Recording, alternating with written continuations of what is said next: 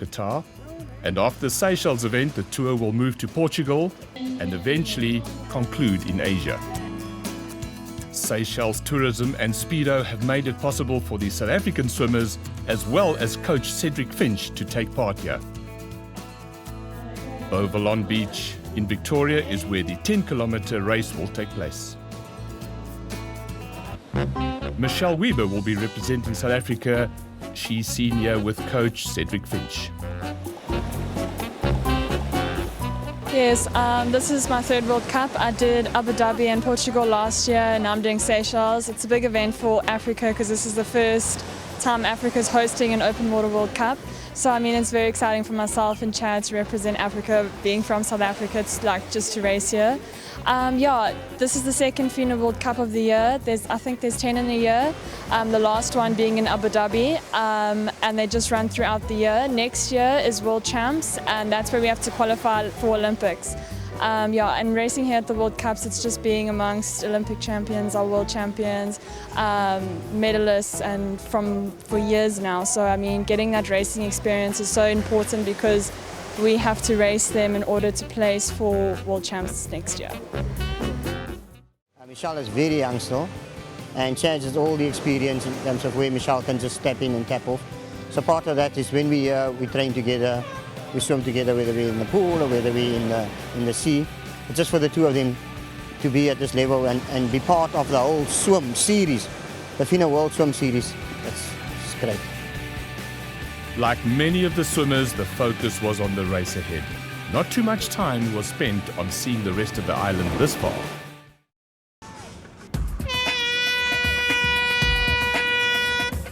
"26 top international female swimmers get their water start to the 10-kilometre race. The outcome will be close, even though it is over such a great distance. Tactics, strategy, teamwork will determine the outcome of the race. Invariably, the swimmers finish close to each other, even in the final meters of the race. We can expect the leaders to be in under 2 hours.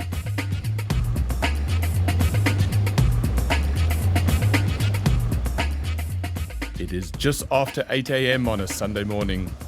The mass participation event on the Saturday was cancelled due to heavy rain. Today, on race day, it is clear with only a slight breeze.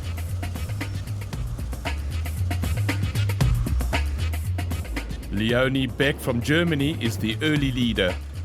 Her teammate Angela Mora is on her heels, and so too Yumi Kida from Japan. The swimmers remain close in the beginning. The route is 6 laps of 1.6 kilometers each. The men's race is scheduled for 11 o'clock in the morning, approximately 1 hour after the finish of this race. In the Seychelles, the weather can turn very quickly, so our male swimmers and their coaches will be keeping a close eye from the beach. Rounding the FINA markers can get hectic. Often this is where race positions can be gained or lost. Most of these swimmers are experienced though, and the chances of them getting tangled in the ropes of a marker are very slim. On Beauvalon Beach, friends and family as well as local spectators look on.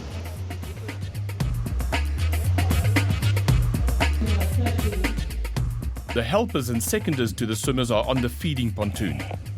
The swimmers will receive sustenance in a bottle placed on a pole. The coaches and helpers are not allowed to make contact with the swimmers in the water.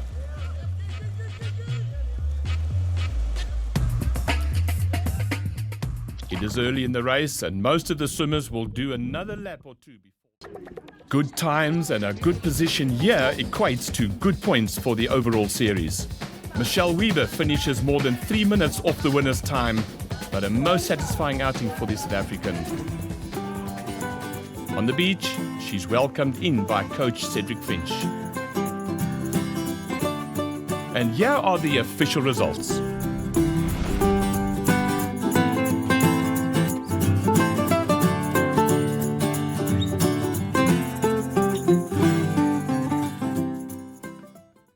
Zimbini Zwane welcomed everyone to the 6-day competition. and invited them all to participate in the national anthem.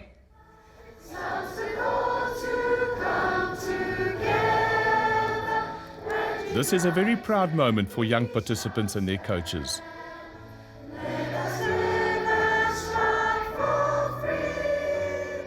The scene is set for action in the 50-meter Olympic-sized pool. Alan Fritz, President of Swimming South Africa. Our swimming season normally ends with the national championships in April. Then there's a lull period from April till when we have our short course championship in August.